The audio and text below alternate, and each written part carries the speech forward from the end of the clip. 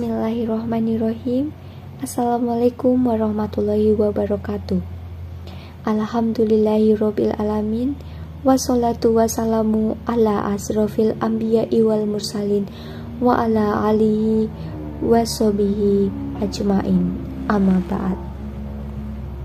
Pertama dan yang paling utama, mari kita panjatkan puji syukur kehadirat Allah Subhanahu wa Ta'ala yang telah memberikan nikmat dan kesempatannya sehingga kita dapat melaksanakan aktivitas yang penuh berkah ini. Sholawat serta salam kita junjungkan kepada Nabi besar Muhammad Sallallahu Alaihi Wasallam yang telah membawa kita dari zaman jahiliyah menuju zaman yang penuh ilmu pengetahuan seperti sekarang ini. Yang saya hormati Bapak Abdul Aziz selaku dosen pendidikan agama Islam dan rekan-rekan sahabat muslim yang berbahagia. Semoga selalu berada di lindungan Allah Subhanahu wa Ta'ala. Untuk mengawali pembahasan kita pada kali ini, izinkan saya menyampaikan bahwasanya sebagai pemuda Islam, kita haruslah berpegang teguh terhadap ajaran-ajaran Islam, meskipun kita menghadapi hiruk-pikuk kehidupan dengan mengikuti perkembangan zaman, namun harus tetap sejalan dengan ajaran-ajaran agama. Baiklah, dalam pembahasan materi presentasi pada kali ini, kami dari kelompok 9 akan memaparkan kajian Islami yang cukup menarik, yaitu berkenaan dengan muraqabah. Sebelum menuju ke pembahasan materi presentasi, izinkan saya untuk memperkenalkan anggota dari kelompok 9. Kelompok 9 terdiri dari 7 orang. Yang pertama ada saya sendiri, Selica Lucida Novianti. Yang kedua ada Latifah Sela Salsabila. Yang ketiga ada Selina Ayu Lestari. Keempat ada Mukhans Elang Agasta. Kelima ada Khotimah Chandra Dewi. Keenam ada Ima Pramita. Dan yang terakhir ada Amanda Eka Fitriani. Muraqabah. Secara bahasa, muraqabah itu berasal dari isim masdar atau kata dasar raqabah yang berarti memperhatikan, menyaksikan dan mengawasi. Muraqabah sendiri secara bahasa memiliki artian pengawasan dan pemerhatian. Di sini dapat disimpulkan bahwa muraqabah merupakan sikap mental yang senantiasa melihat dan memandang, baik dalam keadaan bangun ataupun tertidur, baik dalam keadaan bergerak ataupun diam, baik dalam waktu lapang maupun waktu susah. Menurut beberapa ahli, yang pertama ada Asmaran pada tahun 2002 halaman 78 mengatakan dalam mempraktekkan sikap muraqabah itu harus dibarengi dengan sikap mujahadah, yaitu bersungguh-sungguh dalam menempuh kebaikan. Dan muraqabah dapat dicapai apabila seseorang mengadakan muhasabah atau memperhitungkan ulang terhadap perilaku-perilaku dan amal perbuatannya sendiri yang telah dilakukannya, atau yang disebut juga sebagai self-correction. Kemudian ada Al-Qusyairi pada tahun 2007 halaman 268 juga menjelaskan bahwasanya muraqabah adalah ilmu hamba untuk melihat Allah Subhanahu wa Ta'ala. Sedangkan yang konsisten terhadap ilmu itu adalah yang mengawasi atau yang menjaga atau merasa dirinya selalu diawasi sehingga membentuk sikap yang selalu awas pada hukum-hukum Allah Subhanahu wa Ta'ala. Kemudian ada Zunnur Al-Misri dalam Al-Qusyairi pada tahun 2007 halaman 271. Yang dimaksud dengan hubungan pengawasan adalah mementingkan sesuatu yang telah dipentingkan oleh Allah Subhanahu wa Ta'ala, mengagungkan sesuatu yang telah diagungkan oleh Allah Subhanahu wa Ta'ala, dan mengecilkan sesuatu yang telah dikecilkan olehnya. Urgensi sifat muraqabah. Urgensi sifat muraqabah yang pertama, optimalnya ibadah yang dilakukan seseorang serta jauhnya ia dari kemaksiatan, karena ia menyadari bahwa Allah senantiasa melihat dan mengawasinya. Yang kedua, adanya rasa kedekatan kepada Allah Subhanahu wa Ta'ala Dalam Al-Quran pun Allah pernah mengatakan bahwa dan kami lebih dekat padanya daripada urat lehernya sendiri. Sehingga dari sini pula akan timbul kecintaan yang membara untuk bertemu dengannya. Ia pun akan memandang dunia hanya sebagai ladang untuk memetik hasilnya di akhirat. Untuk bertemu dengan sang kekasih, yaitu Allah Subhanahu wa Ta'ala.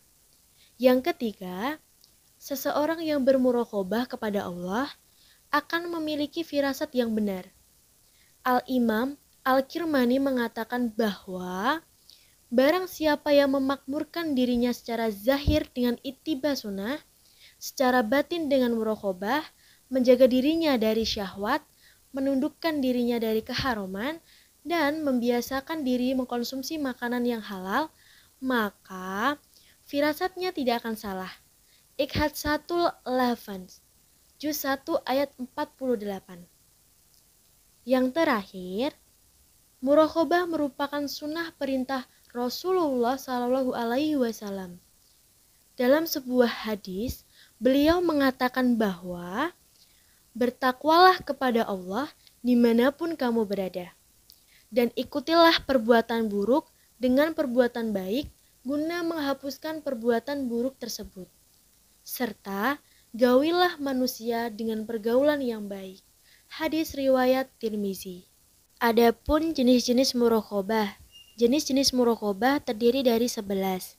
Yang pertama, muraqabah ahadiyah. Muraqabah ahadiyah ialah berzikir kepada Allah Subhanahu wa Ta'ala yang bertujuan untuk mentauhidkan dan mengesahkan Allah Subhanahu wa Ta'ala. Yang kedua, muraqabah ma'iyah. Muraqabah ma'iyah ini membawa maksud ingatan dan perasaan di mana di sampingnya merasakan bahwa Allah Subhanahu wa Ta'ala itu senantiasa bersama-sama dengan hambanya yang beriman, yang soleh, dan hambanya yang senantiasa ingat kepadanya. Yang ketiga, muraqabah akhrabiyah. Muraqabah akhrabiyah ialah muraqabah yang merasakan bahwa Allah Subhanahu wa Ta'ala sangat hampir dekat dengan mereka yang soleh dan mereka yang senantiasa ingat yakni zikir kepadanya.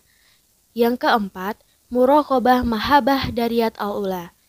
Muraqabah mahabbah dairat al-ula adalah muraqabah yang bertujuan untuk menyadarkan manusia supaya senantiasa ingat dan berhus al-zan billah. Di mana berhus al-zan billah ini adalah senantiasa bersangka baik kepada Allah Subhanahu wa Ta'ala. Jenis muraqabah 5, muraqabah mahabbah dairat al-taniyah, yaitu dengan cara mengingat Allah Subhanahu wa Ta'ala yang Maha Kuasa lagi Maha memelihara dan melindungi manusia yang senantiasa ikhlas dan berserah diri hanya kepadanya. 6. Muraqabah mahabbah fi dairat al-qaus. Muraqabah ini merangkumi maksud mempercayai bahwa Allah Subhanahu wa Ta'ala sangat mengasihi hambanya yang soleh yang senantiasa berusaha di samping berserah kepadanya. 7. Muraqabah wilayat al-ulya. Muraqabah ini merenung hakikat kejadian para malaikat yang dikurniakan dengan sifat-sifat yang luhur, seperti sifat menerima, ikhlas, menurut, dan patuh terhadap segala perintah Allah Subhanahu wa Ta'ala. 8. Muraqabah kamalat al-nubuwah. Muraqabah di peringkat ini adalah merujuk kepada hakikat kemuliaan kejadian para nabi Allah. 9. Muraqabah kamalat ar-risalah. Muraqabah di peringkat ini pada hakikatnya ialah dengan cara merenung dan merasakan betapa Allah telah mencipta dan melantik serta memberikan pangkat kemuliaan sebagai seorang rasul dari Allah Subhanahu wa Ta'ala. 10. Muraqabah kamalat ulul almi.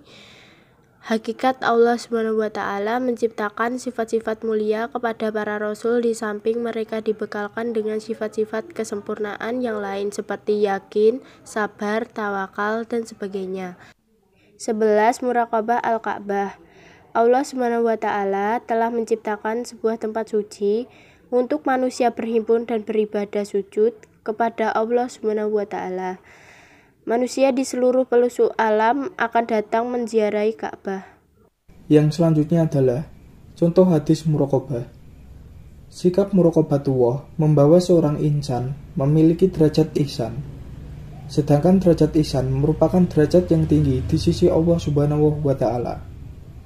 Dalam sebuah hadis yang diriwayatkan oleh Imam Muslim dalam sahihnya, Jibril bertanya, "Beritahukanlah kepadaku apa itu ihsan?" Rasulullah SAW menjawab bahwa ihsan adalah engkau menyembah Allah seolah-olah engkau melihatnya. Sekiranya pun engkau tidak dapat melihatnya, maka sesungguhnya dia melihatmu. Hadis riwayat Muslim. Yang kedua, Rasulullah SAW memerintahkan kepada kita untuk bertakwa kepada Allah Subhanahu wa Ta'ala dimanapun kita berada. Sedangkan ketakwaan tidak akan lahir tanpa adanya muraqabatullah. Rasulullah SAW mengatakan, "Bertakwalah kepada Allah dimanapun kamu berada, dan ikutilah perbuatan buruk dengan perbuatan baik, guna menghapuskan perbuatan buruk tersebut, serta gaulilah manusia dengan pergaulan yang baik." Hadis riwayat Tirmizi. Yang selanjutnya adalah tingkatan muraqabah. Muraqabah terbagi atas 3 tingkatan, diantaranya yaitu muraqabah al-qalbi, adalah peringatan dan kewaspadaan hati agar tidak keluar dari pada kehadirannya dengan Allah Subhanahu wa Ta'ala. Yang kedua, muraqabah ar-ruhi, adalah peringatan dan kewaspadaan terhadap ruh agar selalu merasa dalam pengintaian dan pengawasan Allah Subhanahu wa Ta'ala. Selanjutnya ada muraqabah siri atau rahasia, agar selalu memperbaiki adabnya dan meningkatkan amal ibadahnya. Selanjutnya adalah macam-macam sikap muraqabah. Yang pertama, sikap muraqabah dalam Al-Quran. Jika diperhatikan dalam Al-Quran, akan dijumpai banyak sekali ayat-ayat yang menggambarkan mengenai sikap muraqabah ini. Dalam artian bahwa Allah senantiasa mengetahui segala gerak-gerik, tingkah laku, guratan-guratan dalam hati, dan lain sebagainya. Sehingga benar-benar tiada tempat untuk berlari bagi ihsan dari pengetahuan Allah Subhanahu wa Ta'ala. Sebagai contoh, Allah mengatakan dalam Al-Quran, yang pertama, pengetahuan Allah tentang apa yang ada dalam hati kita. Yang kedua, pengetahuan Allah tentang setiap gerak-gerik kita hingga dalam sujud sekalipun. Yang ketiga, kebersamaan Allah dengan diri kita. Yang keempat, pengetahuan Allah tentang sesuatu yang tidak diketahui makhluknya. Dan yang terakhir, Allah Maha mengetahui segala sesuatu yang ada di hadapan manusia maupun di belakangnya. Yang kedua, sikap muraqabah dalam hadis. Dalam hadis pun banyak sekali dijumpai hal-hal yang berkaitan dengan muraqabah yang dikemukakan oleh Rasulullah SAW.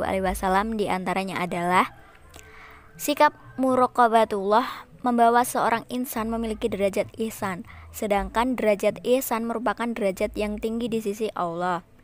Yang kedua, Rasulullah memerintahkan kepada kita untuk bertakwa kepada Allah dimanapun kita berada, sedangkan ketakwaan tidak akan lahir tanpa adanya muraqabatullah. Yang ketiga, Rasulullah mengajarkan kepada kita tentang cara untuk mendapatkan dan menghadirkan sikap muraqabatullah. Keempat, tanpa adanya muraqabah, seseorang memiliki persentase jatuh pada kemaksiatan lebih besar. Padahal jika seseorang berbuat maksiat, Allah sangat cemburu padanya. Yang kelima, dengan muraqabah seseorang akan sadar untuk beramal guna kehidupan akhiratnya. Dan hal seperti ini dikatakan oleh Rasulullah SAW sebagai seseorang yang memiliki akal yang sempurna. Dan yang terakhir, muraqabah juga akan membawa seseorang untuk meninggalkan suatu perbuatan yang tidak bermanfaat bagi dirinya. Bagaimana cara menumbuhkan sifat muraqabah tersebut? Cara yang pertama adalah untuk menumbuhkan sifat muraqabah adalah dengan membangun keyakinan yang sempurna bahwa sesungguhnya Allah Subhanahu wa Ta'ala mengetahui segala yang dirahasiakan dan segala yang nyata. Cara yang kedua, untuk menumbuhkan sifat muraqabah adalah dengan menanamkan keyakinan bahwa Allah Subhanahu wa Ta'ala akan menghitung dan menghisab segala sesuatu meskipun itu hal-hal yang kecil. Dia akan memberitahukan hal itu kelak kepada hari kiamat. Bahkan dia akan memberikan balasannya sesuai dengan jenis amal perbuatan seorang. Amalan yang jelek akan dibalas dengan hukuman dan azabnya, sedangkan amalan yang baik akan mendapatkan balasan dan juga rahmat dan ridhonya.